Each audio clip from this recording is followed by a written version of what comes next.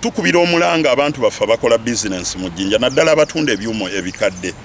tebaya kulimba kuguza tractor greda oba bulldozer nkadde kubanga naawe ng'omuntu eyagiguze weekobanye n'abantu baffe wano Abakozi ne mugibba tujja kuvunaana ng'eyagibbye tofiirwa ssente zo ng'ogula ekyuma ekikadde gwe bagenda kukwata nakyo essente zo ziffe. Waliwo akakiiko akatolawo ebyo ebizira mugaso.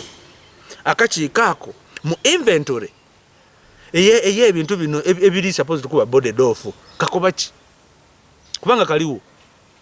procurement officer akoba ki stores officer akoba ki engineer akoba ki ye mayor binensonga adogera kwatya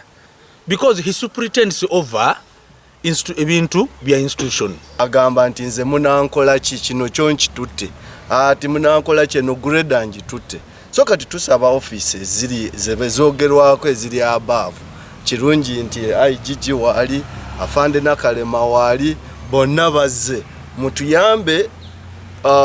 omwami oyo gwe bogerako omu akulembedde ekyokubanga ebintu bimalwawo ebya Jinja City akwatibweko.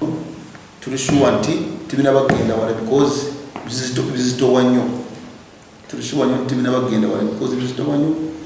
tugenda kubikwata ate tugenda kutegeeza abantu baffe ekigenda mu maaso naye kibi nnyo lwakuba biseera by'enkuba ebyuma bino bisalira kuba bikola mu zino enguudo kati amazzi agenda kutwala kwonoona naye tiwali mulimu kati ogulimu kugenda mu maaso lwakuba ebyuma babitutte naye twagala abantu baffe babakuli abantu baffe babire bakakamu ababbi bazibbye naye kibi nnyo ababbye abakozi baffe abakola mu city council yaffe. Tulina ba suspects Okuli city mechanical engineer city engineer deputy city clerk awamu ne Asikali yali akuuma city parking yard naye tukyali ku muyigo ogw'okukwata senior law enforcement officer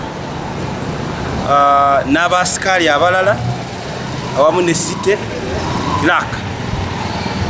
kubanga bukyanga ebintu bino bitandika okubula omuli tractor omuli grader omuli emotoka eyabwanannyini omuli skip loaders biri city authority yenga basirika basalawo okusirika tewali yatwala buvunaanyizibwa okugamba nti katugende poliisi